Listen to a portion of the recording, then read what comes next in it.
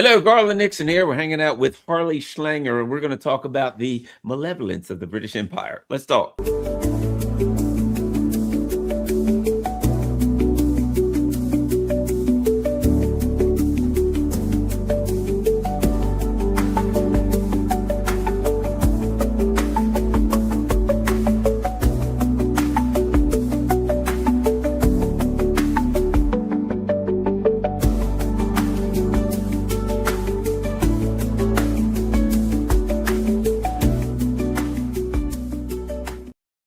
Hello, Garland here, and we're hanging out with Harley Schlanger. He is a historian, and he really knows his stuff about the history of the British Empire. And today, what we want to get started on today is, and some people may not remember this name, Lord Ismay, but if you could, we could start with what we're going to talk about is the British role in NATO. And of course, Lord Ismay, the author of Operation Unthinkable. But Harley's going to fill you in on all of that stuff. Harley, let's get going. The British, NATO, what do we need to know? Well, let's start with what's happening today. President Trump yesterday said that he once again lowered his sights on Iran and cocked the gun and said, we're ready. We've got our naval forces there. We've got troops there, and you'd better pay attention. And, a very stark warning. And then British Prime Minister Starmer backed him up completely. Starmer said he's giving full support to Trump and Rubio. Rubio also took a shot at Iran in the congressional hearing. This idea of a massive armada, and what the Iranians are saying is, look, you've got 8 or 9 bases within reach of our ballistic missiles. This is not, if we have to, we've got our finger on the trigger. So Starmer said, if Iran doesn't come to the table, the next attack will be far worse. Now, he said, this is our number one priority. All of a sudden, this has become the number one priority of the British. And I think that has a lot to do with President Trump, now moving back to Iran. Yesterday or 2 days ago, Rubio said, Venezuela's over. It wasn't a war. But then he finished his statement by saying, if you don't do what we want, we can always come back and hit you. So, Rubio said that the U.S. has 30 to 40,000 troops in the area around Iran, 30 to 40,000, vulnerable to the Iranian ballistic missiles. And what Iran proved in the last June in the war with Israel is they can maneuver their missiles around some of the anti-missile systems. Maybe not a lot, but some. Meaning there will be casualties of Americans if we launch an attack. So the question then is, why would we do this? Trump came back to saying it's because of nuclear weapons, and Iran better not develop a nuclear weapon. Well, last week he was saying we might hit them because of what they're doing to the Iranian people. And then the report came out that the so-called Iranian people included a large number of Iranians on a British payroll, MI6. Using the Color Revolution strategy book that was that's the British Gene Sharp developed this whole idea of how you create a color revolution. So there are a lot of moving pieces in this, but the Iran situation is very serious. And you just told me before we went on something about Russia and China. I think that's you should repeat that. That's very significant. So I will show people Russia, China, Iran, Navy. I watch this. It'll be a quick search. Here we go. People might want to see this in case they didn't know. I just searched mainstream media. China, Iran, and Russia hold joint naval drills in Mideast as tensions rise, right? The tensions rise. Tensions rise. The U.S. is threatening them. The tensions aren't rising. China, Iran, and Russia conducted joint naval drills Tuesday in the Middle East, offered a show of force in a region still uneasy over, listen to this, Tehran's rapidly expanding nuclear program. Wait a minute. They don't have one. It's rapidly expanding, and they don't have one. The joint drills, they're expanding. Wait a minute. Nuclear program. They don't say nuclear weapons program. They say nuclear program because they don't have Yeah. a nuclear weapons program. The joint drill called Maritime Security Belt took place in the Gulf of Oman near the strategic Straits of Hormuz, right? So I think maybe I'm wrong. It seems to me that that is some kind of a um, indication or a show of support. Also, I think what's interesting is what we're seeing, what we saw last time. It's said to be the U.S., but when you look at all of the ships around, there's always French ships, Italian ships, German. It's a NATO move. It's not a U.S. It's not just U.S. It's always all NATO. Well, of course, the British are very happy to say we have our forces deployed, as we always do with the United States, whether it's one troop or 10 troops or 100,000. Now, Starmer backed up Trump on this nuclear question. He said, our number one priority is the nuclear program of Iran. We want to make sure it doesn't go ahead. And that's what we're working on. And again, the International Atomic Energy Agency has said that Iran has stayed within the limits of the original JCPOA agreement. And that means they may have enriched uranium, but they don't have weapons that are being developed. So now the other thing, which I just want to, I'll bring this up a little bit. Maybe I'll bring it up now. The question of the regime change strategy. And the guy who's the master of it, Gene Sharp. Now, his profile in Wikipedia is that he's a peace lover, he's a peace activist. He was involved in, he wrote a book called Politics of Nonviolent Action. Now, the nonviolent action that he was promoting was how you stir up a population to create a regime change. Now, he's supposedly an American, but he lived for 10 years in the United Kingdom. He worked at Oxford, and he wrote his PhD thesis. The Color Revolution document was his PhD thesis at Oxford. The Color Revolution document was the name of it? No, the name of it is Politics of Nonviolent Action. Oh, okay, but it was basically a color It's revolution. called the Handbook of Color Revolution. Oh, okay. And what he goes through is how you carry it out. And it includes basically a playbook for the CIA. You have to have encrypted network communication. Well, students don't really have access to that unless someone's helping them. Offline communication services, Google provides that for the young people who are rioting. Internet and wireless services provided by RAND. Independent broadband networks that are outside of control of the government. And then finally, the State Department provides anti-censorship information systems. Now, if you look at all this, this is CIA, MI6, and USAID working with UKAID.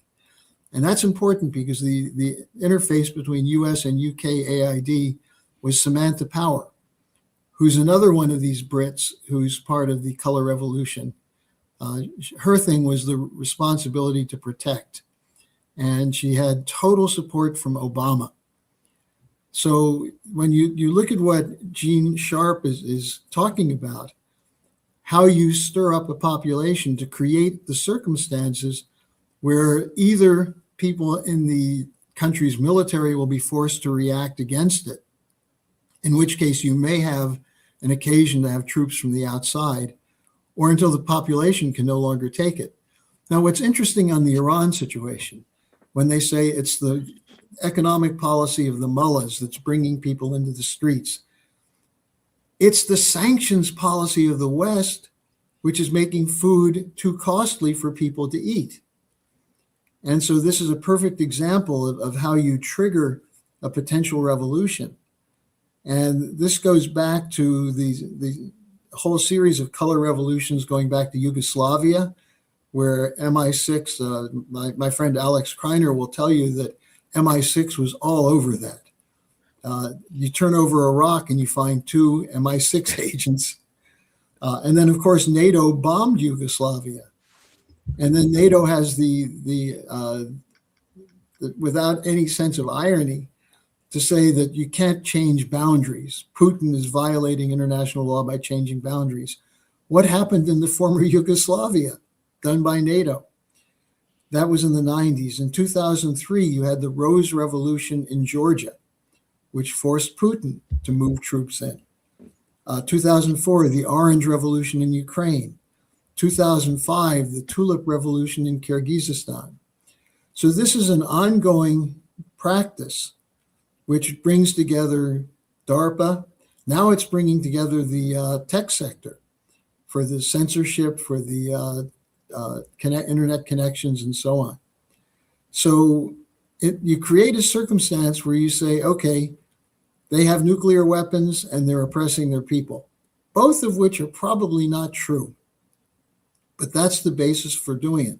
The real issue here is Netanyahu sees Iran as the last threat to the expansion of Greater Israel. And that's been there for a while.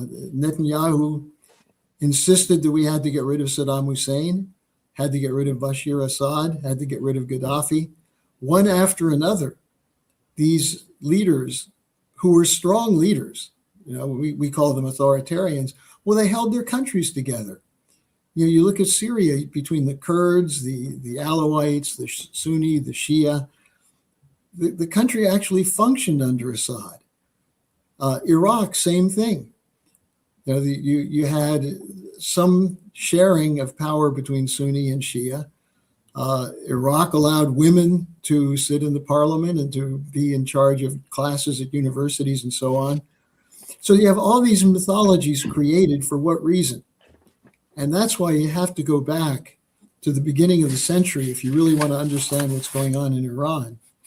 And this is going back to the British intention of using a setting in Iran against Russia.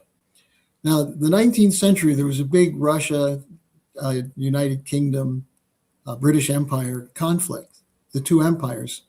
You had the Crimea War, you had the Afghan Great Game, British and Russians killing each other in Afghanistan, and mobilizing tribal leaders to support their side against the other.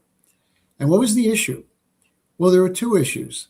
The British were terrified that the Russians would use the Khyber Pass in Afghanistan to move into India, to challenge the British control over India. And they would also try to get to the Indian Ocean and the Persian Gulf to have warm water ports.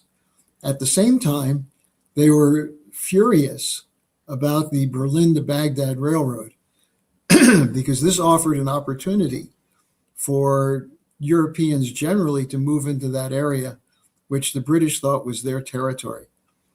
Now, if you look on a map and look at Iran, what you see is you have the Caspian Sea, you have the Persian Gulf, the Strait of Hormuz, the opening to the Indian Ocean, and it borders almost every major country in the region. And it was one of the centerpieces of the old Silk Road. So this is why the British have had an obsession with Iran going back 200 years. Now, it also had to do with the Ottoman Empire. Could they use Iran to break up the Ottoman Empire? So in 1907, they had an Anglo-Russian convention where they met to figure out how they could avoid going to war over Iran. And they agreed the Russians will take the northern third and the British will take the southern third. Now, here you go again. Who has the right to decide what Iran should do? Who gave Britain the power to divvy up the country and run the country? And the British, of course, backed the Shah and the Pahlavi family as the enforcers of British control. So after World War II, this became, after World War I, Iran wasn't so much the issue, but the whole region of the Middle East was the issue for the British. And that's where Israel, as we've talked about previously, that's where the Balfour Declaration comes in, the League of Nations mandate, and so on.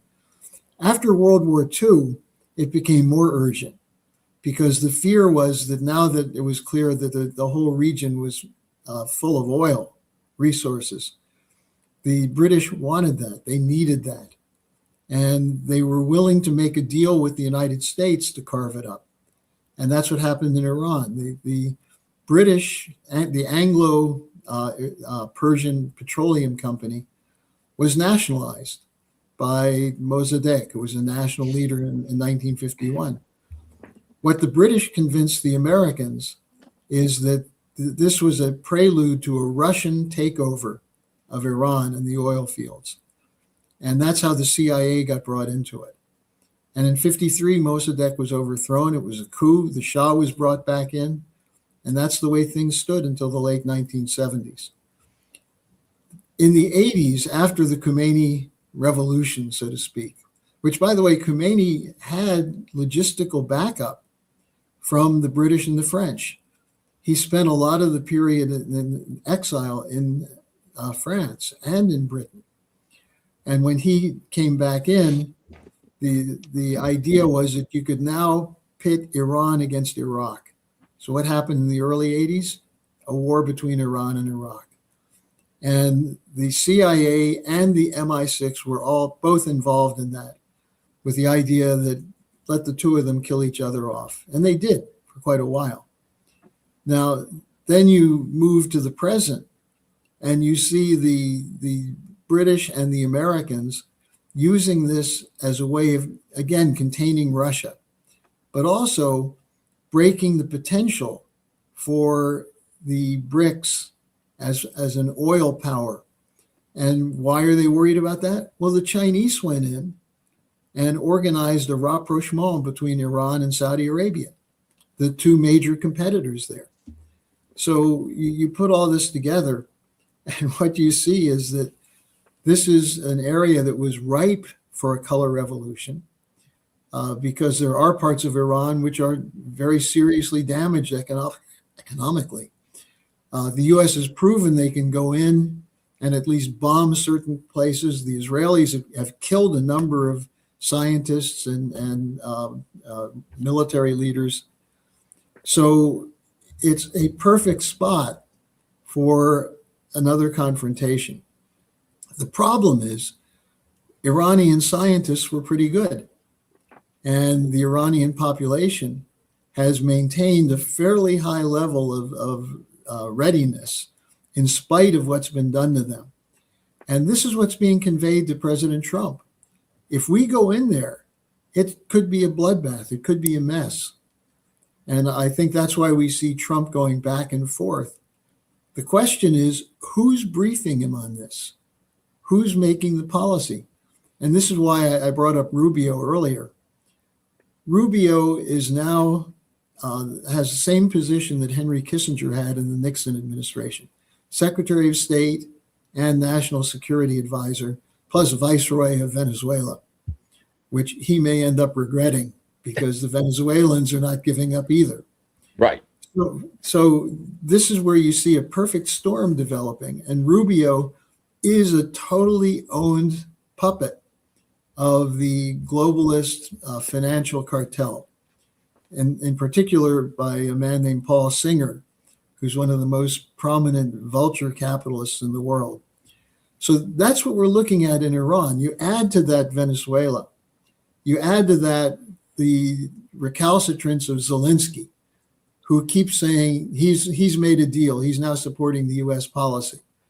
So then the Russians say, okay, let's talk. And he says, no, we're not going to give up any territory. Well, the U.S. policy that Trump sent to him through Witkoff and Jared Kushner was you give up the Donbass. You give up claims on Crimea.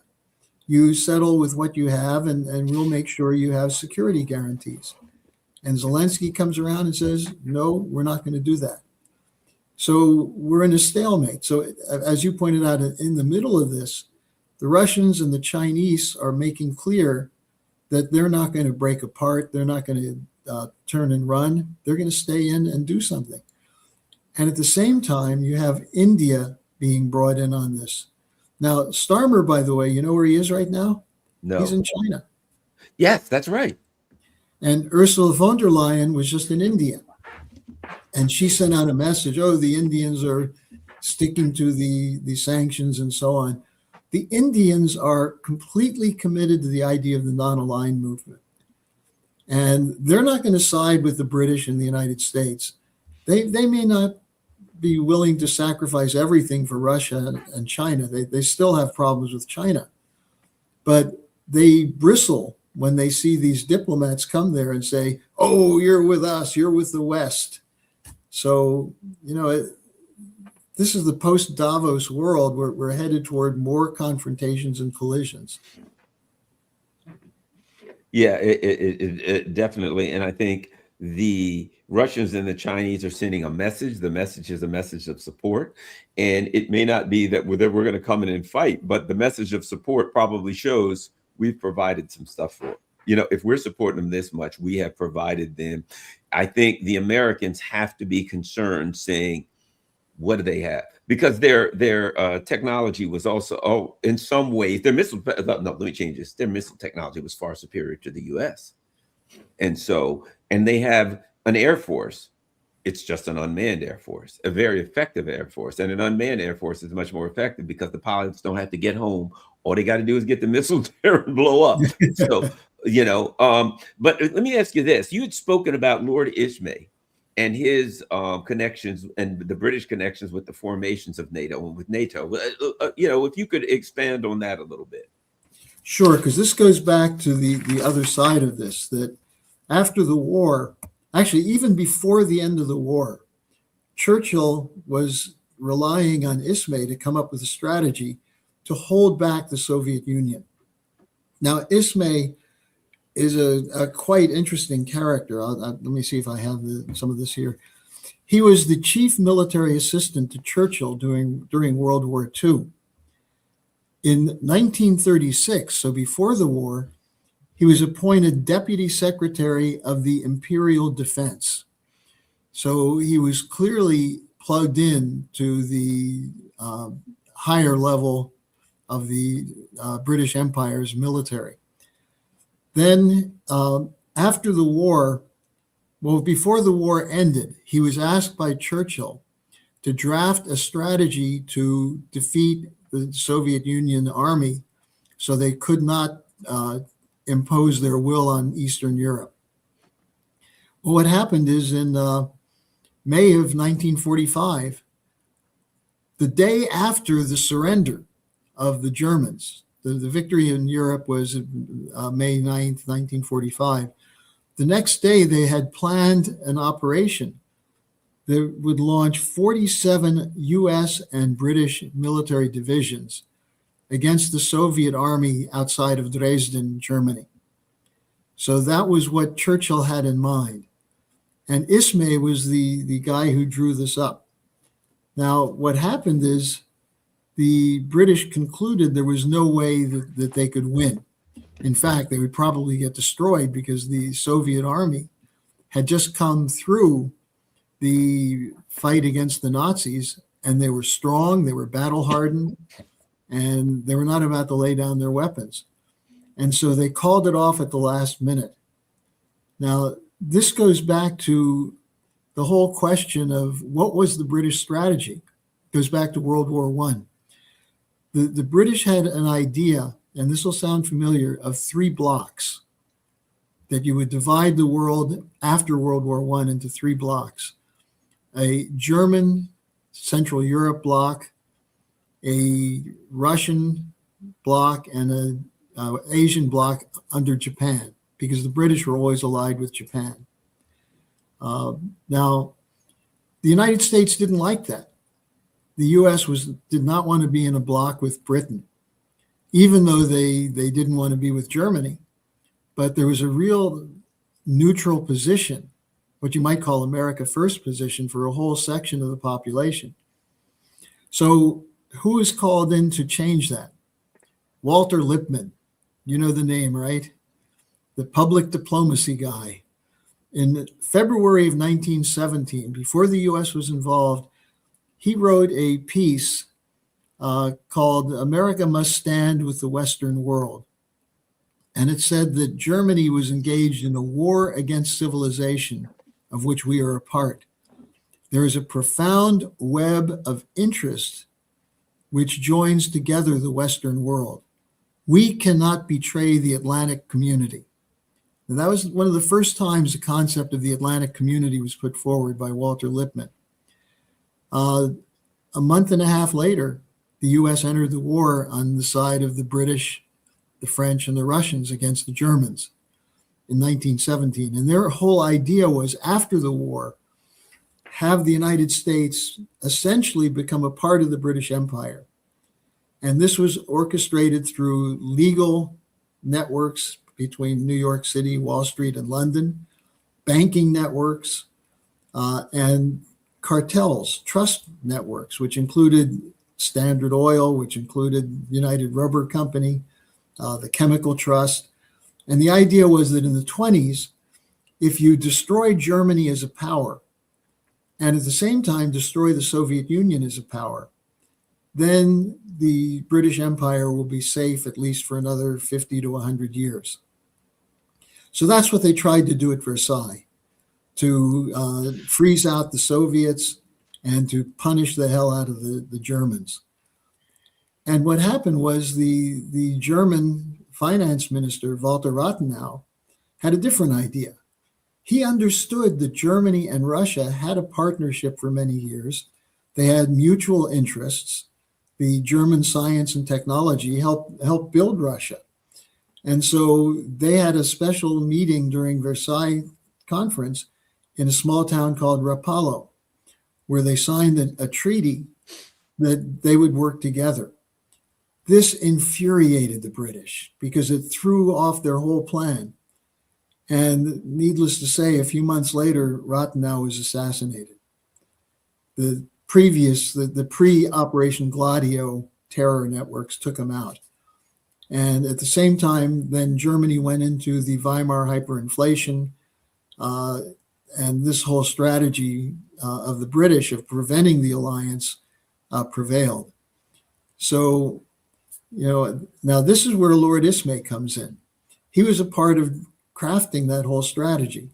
So Ismay was assigned by Churchill to draft a war-fighting plan called Operation Unthinkable, of the British and the Americans taking on the Soviets.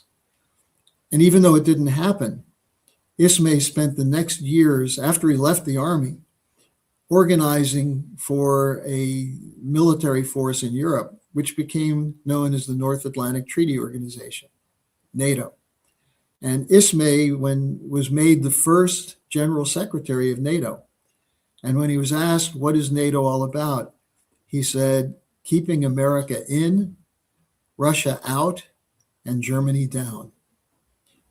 That's been the real purpose of NATO for all of these 70-something years.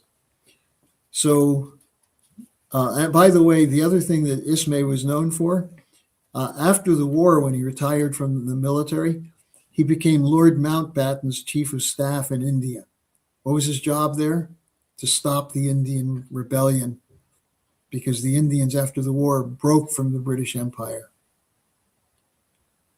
Wow. And that was, of course, brutal. They were starving people. They were doing all kinds of terrible things. So obviously he was some kind of a psychopath. Wow. But of course, then again, we're talking about the British Empire, and which is in itself a psychopathic, narcissistic empire. It's amazing. Sure. Someone in the chat mentioned the British Petroleum, and it's a good point. There can be no such thing as British Petroleum. There's no petroleum in Britain. British Petroleum, all of it is stolen. You know what I mean? British Petroleum went around the world stealing petroleum and calling it. It's interesting that these gigantic corporations, right? What was the big T one? The huge corporation for years in England. I mean, the one all through the centuries. I don't know if it was called T. What's the big? There's the British East India Company. The British East India Company. So the British would have these corporations, British Petroleum or whatever, that in theory it was a corporation. In reality, it was a part of the government. You know what I mean? It was completely integrated with the government. It was completely integrated with the military. And go ahead. Actually, Garland, it's not just integrated, it's over and above the Right. British government. And this is the whole idea of the Great Reset and the power of the cartels, that they demand for themselves the right to intervene above the government. And they don't trust the people. They say if you allow a legislature, a representative body, whether it's a parliament, a Congress, they'll be influenced by the people. And the people don't know what's necessary. But the technocrats who work for the oligarchs do. And this was what Mark Carney presented at Jackson Hole, Wyoming in 2019 as the Great Reset, that you have a collectivity of central banks that run the world. And central banks are private. They're not government agencies. And so you have the decisions being made in the corporate boardrooms and the interlocking boards of directors, as opposed to what the people say. And people should keep this in mind, because I heard that Trump has now decided he is going to dump Jerome Powell and bring in Kevin Warsh as the new head of the Federal Reserve. They're talking about how they're going to control the Federal Reserve. Well, the Federal Reserve controls the government because of the exchange rates, the credit policy, and so on. If Trump is serious about taking on the independence of the Fed, this would be a useful fight, because the same thing is going on. Putin is having a fight with his national bank, Nebulina, the head of the Russian central bank. But what Putin's giving her a lot of room, because he doesn't want to have that fight right now with the global financial system. But at the same time, the BRICS are working around a new transaction system for balance payments, for determining how to cover the imbalances in trade and so on, outside of the SWIFT system, outside of the Western system, using national currencies. And so we've seen in the last week incredible swings in the financial markets. The Japanese bond market nearly crashed last weekend. Gold, I think, went down, $50 an ounce, $60 an ounce. Maybe it was $100 an ounce yesterday, and then bounced back up. Silver had a 14% drop. This is going to be a very wild period. And if in the midst of this period, you're encouraging wars and confrontations, the World War III could come out of an accidental event, misidentifying a missile, or actually some rogue missile being shot, or a drone or something.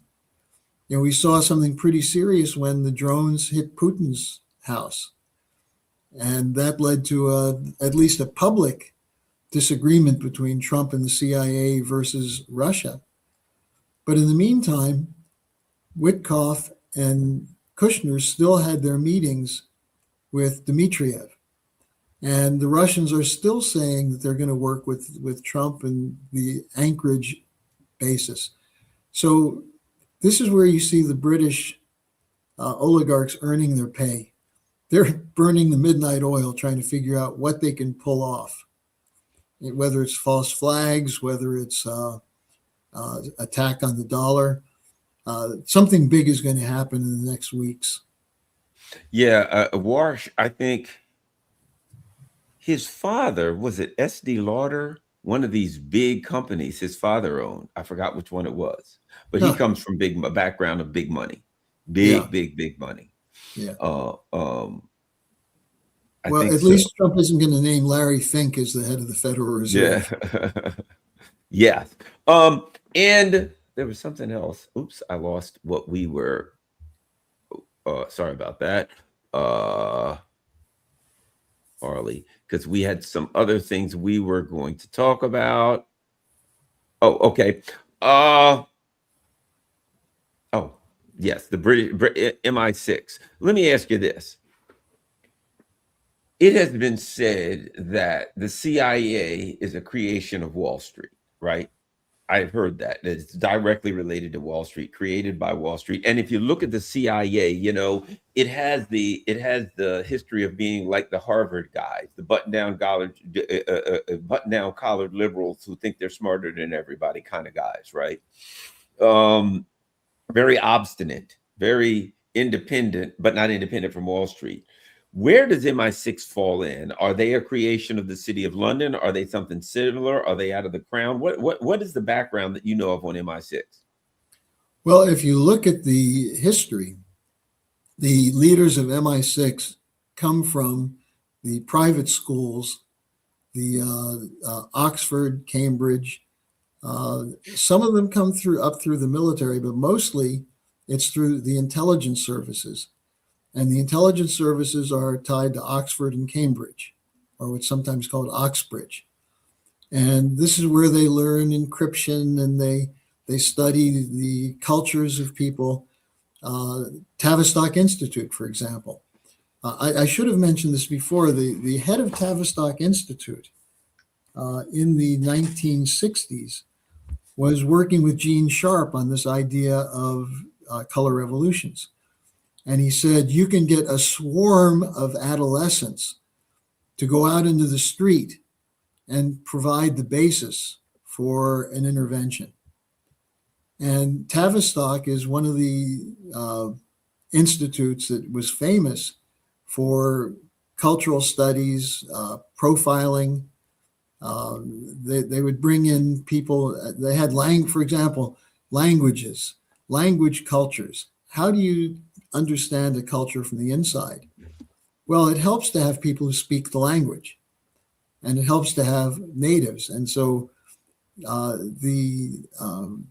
Oxford was a place where these people would come. And between Tavistock and some of the other institutions, they would end up in heading up different units. For example, what a man called Intrepid, who was the head of the British Secret Service during World War II, who spent a lot of time at the White House with Franklin Roosevelt. He also was involved in picking the people that would become the leaders of the CIA. Now, Roosevelt had Bill Donovan as with the OSS, the person who became the first CIA director. Donovan was somewhat of a patriotic figure, but he was surrounded by people from what they call the white shoe law firms, the ones who wear white pants until October. The Eton, the Yale and Harvard elite. And this is where a whole lot of the foreign policy comes from. It's not a coincidence that Brzezinski and Kissinger came from that same network. And who is their teacher? He was someone from Oxford. William Yandell Elliott was the main teacher for Kissinger and Brzezinski. And Brzezinski and Kissinger are part of the so-called realist school. They have disagreements, but the realist school that says you have to have a balance of power. And so you don't look for principle. You look for areas where you can get an agreement. And in a sense, LaRouche always pointed out that what we're dealing with the British Empire is the split between Locke and Hobbes philosophically. Hobbes essentially believed man is a beast, that man is a creature of impulsive, hormonal desires. It's a war of each against all.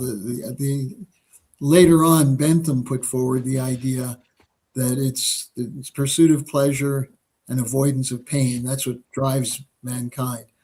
But with Hobbes, where the id, as they called it. Yeah. And so Hobbes argued that you have to have, it's a war of each against all. And you need a Leviathan, a power above it to control it. Now, Locke was a little more clever. Locke said, well, you have to get agreement. You have to get a social contract. But is the social contract on principle? No, it's the art of the deal. You do a negotiation. You give up something, but you never discuss what is the real nature of man that we should have that brought forward in serving in government. That the goal of government is the only legitimate concern for government is the improvement of the conditions of the population. And what that means is physical economic development. That's the difference between the German approach and the British approach. The key German in this was Gottfried Wilhelm Leibniz, the scientist, the inventor of the calculus, the one who helped develop the Russian education system. He was very much involved with Peter the Great and the emergence of St. Petersburg. And Leibniz's idea was the goal of government is life, liberty, and pursuit of happiness. And that's what Franklin put into the Declaration of Independence. Why happiness instead of the Lockean conception? Like the North Carolina Constitution was written by John Locke.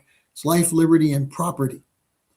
Property is the central concern with the British system. And what is property determined by? Who owns the land?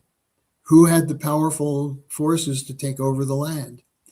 And so you have this split in Britain between the classic Hobbesians who see man as a beast who needs to be beaten down versus the Lockeans who say, well, we can get a legal contract. Locke was one of the key people in setting up the Bank of England. And so that's where a lot of this comes from in Britain. British philosophical radicalism, which basically says there's no natural law, there's no higher truth. And in a sense, to each his own. Yeah. And then that gets to, and there's another part of that too, because there's a deeper hidden part. And that is when it comes down to it, even that discussion, as far as the British is concerned, is a fraud. It gets down to the Perfidious Albion, because we're talking about why we do things. Are we trying to bring order? They're not trying to bring order. Even though they say, well, we've got to have order because, let's say you say, we've got to have order because people are crazy. They're all over the place. So we're doing this to bring order. Or, we're doing this because we're going to make the world better and happiness. Both of those are a lie. They were stealing everything that wasn't nailed down. So they come into your country and they have a philosophical discussion. Why are we going into India? Well, we're going in there because these Indians are running all over the place and we've got to calm the situation down. Or got to civilize it, right? Civilize the brutes. Or we're going in there because we're in pursuit of life, liberty, but in fact, what are you going in there for? We'll slaughter all of them that we can because we're going to steal their tea. And whatever else we can force them to grow, we're going to abuse them, beat them, murder them, rape them, rob them blind, right? So even that was a surface discussion. It was the equivalent of Donald Trump saying, we're going in there to help the protesters next week. Where are you going in there? Because they got nuclear weapons. Yeah. Did I mention ballistic missiles? Yeah, that too, right? It is the reason we're going in there is because we want to overthrow the country. We want to steal their oil. We want to get a back door to Russia. We're going to stop them from being able to. No. So the reality is this: as philosophically deep as those arguments are, the malevolent nature of the British Empire meant that even those were the equivalent of a fraud. It was an intellectual argument to cover up the devious, diabolical nature of British imperialism. You just hit it right on the head. And that's the defense since the British East India Company became a dominant force, the Bank of England. And where did the Bank of England come from? Well, in the century before in the 1600s, actually starting in the late 1500s, Venice, which was the dominant trading power in the world, the Venetian Empire, they were not situated very well to run a world empire. They're sort of in the little area between Italy and Greece. And the Venetians moved to Amsterdam and set up in Amsterdam a Venetian-style republic, which wasn't a republic at all. And at a certain point, the Dutch moved to England. The 1688, the Glorious Revolution, they moved to England. There were fights against that in England. And in England, you had a very interesting history before that, because you had on the one side the old Plantagenet crowd, the Richard III, Richard II, and so on, that was basically murdering oligarchs. And then out of that, you had the emergence of the Tudor Revolution, Henry Tudor, who became Henry VII. And he was, to some extent, using the French experience of the Louis XI from the 1450s, when they actually established the idea of a republic in France. And the emphasis in France was the Colbert School, the idea of trade, the idea of physical economy. And this became part of the Tudor system. And there was a war against it, which included the Stuarts from Scotland, that included the French fighting the British. I mean, remember, there's a 100-year war between France and Britain. So you put all this together, and what do you see? What emerged at a certain point was an agreement of the landed nobility of Britain to come together and establish an empire based on the private banking of the Bank of England and the East India Company. And what was the East India Company? Well, the best example, and there's a book over my shoulder here on the legacy of violence of the British Empire.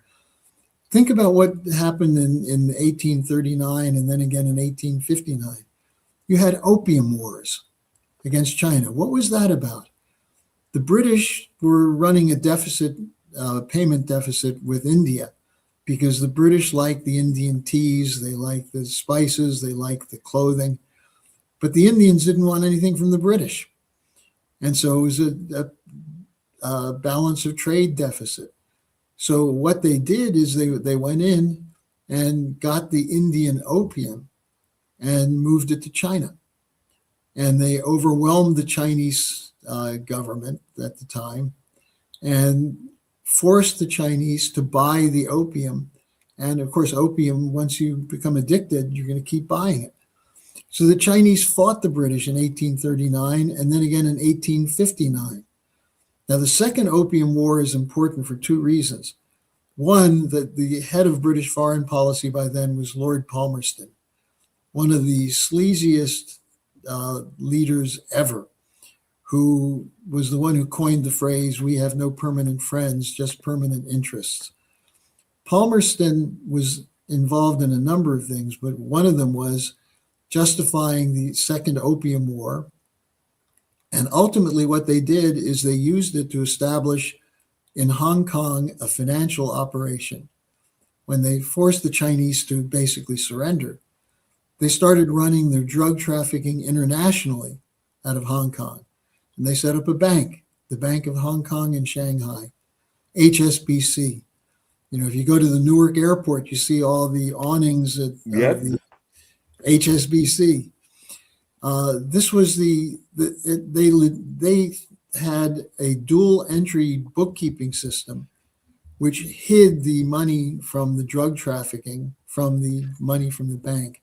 And HSBC continued to be a drug money bank up to the present day.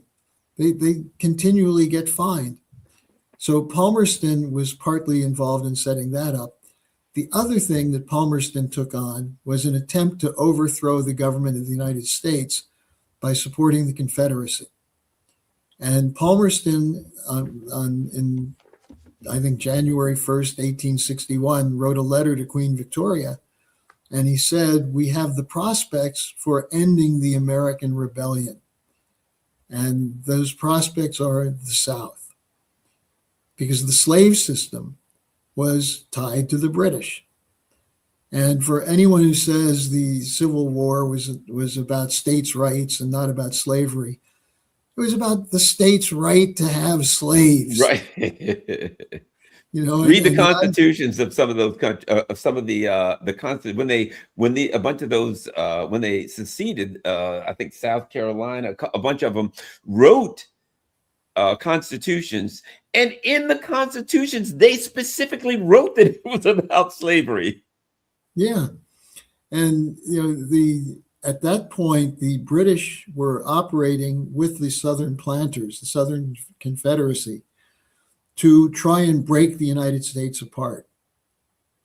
And I don't think people today appreciate the courage and the leadership of Lincoln and the ability of Lincoln to mobilize the country. And it was a defense of the principles of the Constitution. And there may have been people who were siding with Lincoln who had business reasons and other kinds of reasons. But you read the speeches that he wrote and the poetry in his language. And what you see is a leader who actually believed that by improving the quality of your population, not on racial grounds, but through education, through moral, for him, production was a moral commitment. And the idea that you have internal improvements so that everyone has access to clean water, you have transportation, you have energy, you have canals. This was to return back to Hamiltonian policy. And they couldn't set up a Bank of the United States, but they did set up the greenback policy, which was the next best thing because the federal government guaranteed the currency that could be used for the Transcontinental Railroad. And Lincoln was killed.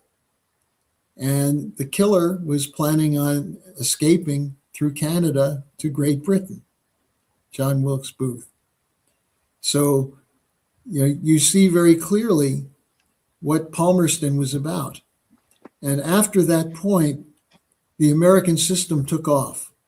And the ideas of Henry Carey, who was one of his chief economists, was carried into Europe. And that was behind the Bismarck Revolution. That was behind the advance in France, the advances in Russia, even the Japan Meiji Restoration. They applied the American system. And this caused no end of panic in the British oligarchy. Oh no, the bad guys are spreading and it's working. What do we do now? And that was the planning that went into the whole series of events that preceded World War I. The Balkans Wars, the Russo-Japanese War, the Young Turk Rebellion in Turkey. The British were operating everywhere to break this apart based on the idea that you have to keep Russia and Germany apart and keep the Americans out. And it wasn't until after World War I that they figured out that they should probably recruit America to be part of this empire. And that's what happened after the Versailles Conference. And traders such as the Dulles brothers, the Harrimans, were the ones who said, oh, the British are so cultured and so wonderful, and we should be like that. Well, and it's interesting that you talk about HSB being conceived as basically a drug running bank, right? Some things never change. HSBC became bank to drug cartels. Mexican authorities told the CEO of HSBC Banks PLC's Mexico unit that a local drug lord referred to the bank as place to launder money. U.S. They announced a record 1.92 billion settlement. And they went on to money laundering. But here's the interesting thing. I don't know if you know it. When they got in trouble, you know who HSBC hired to come in and help them out? Jim Comey. Jim Comey. And then he was working for the Department of Justice, DOJ. They bring in him, then he goes back, then he comes in the FBI. Yeah. So, I mean, people don't understand what the FBI is. Has always been a criminal organization. It is effectively the secret police. It is the Stasi, whatever you want to call it. They do assassinations, Malcolm X, King, on and on. I believe Seth Rich. There's a lot of evidence to that. So the FBI is an organization. Here's something interesting. It's supposed to be a law enforcement organization in the United States. After the U.S. overthrew the government of Ukraine, Jim Comey and the FBI went to Ukraine and opened this organization called NABU, the National Anti-Corruption Bureau. What the hell would the FBI be doing in Ukraine, opening the National Anti-Corruption Bureau? And they couldn't find any They couldn't find Oh, any around Hunter Biden. covering up for corruption is what they were doing. Exactly. So and if I'm hiring somebody to run the FBI and I'd look at him, well, what's the last thing you did? Well, I was the vice president. Excuse me, I was on the board of directors for Lockheed Martin, and then I went over to HBC Bank to get him out of a jam for selling for laundering drug money. Oh, that's just our guy. Bring him in as the chief of the FBI. When you look at this, you realize that you're looking at a criminal organization. And the fact, here's two things: that he worked with HSBC and that he was in the midst of Russiagate. Tells you about his connections to the city of London. Well, and the city of London knew they had people placed in the U.S. government. John Brennan, Gina Haspel, yes, who became CIA director later. She had been a CIA liaison to the British intelligence. Yes. And you have these so-called coincidences. She was stationed in London. Yeah. At the time Russiagate started, she was the CIA station in London. So she was part of the operation. And of course, her friend, Sir Richard Dearloffe, who is known for the weapons of mass destruction fraud, saying that Saddam had weapons of mass destruction. Dearloffe was vouched for Christopher Steele of the Steele report, because Dearloffe was no longer the head of MI6, but he carried a lot of weight, and he's still involved in things. These guys move on; they go into different positions. Some go into industry, chambers of commerce. Some go back to the military, intelligence. Some go to the parliament. And you've got this revolving door of these corrupt figures for whom the interest of the nation is the city of London. That comes first, the banking capital. And you can see that with the way they treat the people in England. The population is the first thing that gets cut is the National Health Service. Oh, the British people are completely and totally dispensable, and they're finding that out the hard way. Yeah. At any rate, thank you very much, Harley. Where can everybody find you and follow you and all that stuff? The LaRoucheOrganization.com, LAROUCHE organization.com, and the Executive Intelligence Review, where we post the weekly journal, the EIR. It's an online journal. We have a history of digging up the stories that people need to know. And, I think people, if they take a look for a few weeks at the EIR daily report, they'll make a decision to subscribe because it's the best intelligence you can get. I would say it is my experience that your organization, the EIR, is the best private investigation source in the world. And unfortunately, I think the government said that too. That's why they took out Lyndon LaRouche in the first place. Norman Bailey, who is one of the national security advisors under Reagan, actually said that the EIR is the best private intelligence source you can find. Definitely. There's nothing. And now Ray McGovern, who's very well known, Ray says the same thing. So we've tried to maintain a standard that LaRouche set. And Helga Zepp LaRouche, his widow, is keeping the tradition going. Well, I do. I've definitely belonged to the EIR. I've signed up for it, and I check it every day. And there's just the stuff that you need is in there. The background is in there. The things happen, and I look in there, and I'm like, "Holy moly, you guys!" And then I start reading, and I get a story on it, or I get ahead of things. Well, keeping up with the EIR. So anybody who really wants to keep up with private, a private intelligence report, EIR is definitely the place to go. And Darlin, let me just the one thing that's special about EIR is LaRouche's conception of history and of current events is that there's no such thing as current events. It's a continuation of an arc of history. And you need to know the dynamics that got us to this point, who's involved, their quality of thinking, and that's the kind of writing we try to do. Yeah, I'll just let people, for people who have never seen the EIR, let me give you It's EIR.news. There we go. All kinds of stuff's going on. Artemis 2 to send humans back into lunar orbit this February. Rubio, some stuff on Iran. We've got the DHS has, you can see here. Oh, Al-Maliki, people need to know about that. That's an important story. King Charles, of course. Yeah. Yeah, overseas Prime Minister Mark Carney. A lot of people need to know about that. Graham Fuller passed on. Oh, that's right. Yeah. Yeah, that's sad. Yes. And so there's lots of stuff going on. Well, there you go. Look at that. There's me. But yeah, so I really appreciate it. You know, I work with you guys a lot, and I really appreciate, you know, the depth of knowledge that the people in your organization have and the hard work that you do to keep your intelligence operation going. And darling, people should know that we switched places this last week, and I did an interview of you for the EIR reports. Yes. Thank you very much. All right, everybody. Harley Schlanger. Oh, and by the way, I want to thank everybody who keeps this thing going. My Patreon and PayPal people, buy me a coffee, and anybody who can. Certainly appreciate those who can keep the channel going.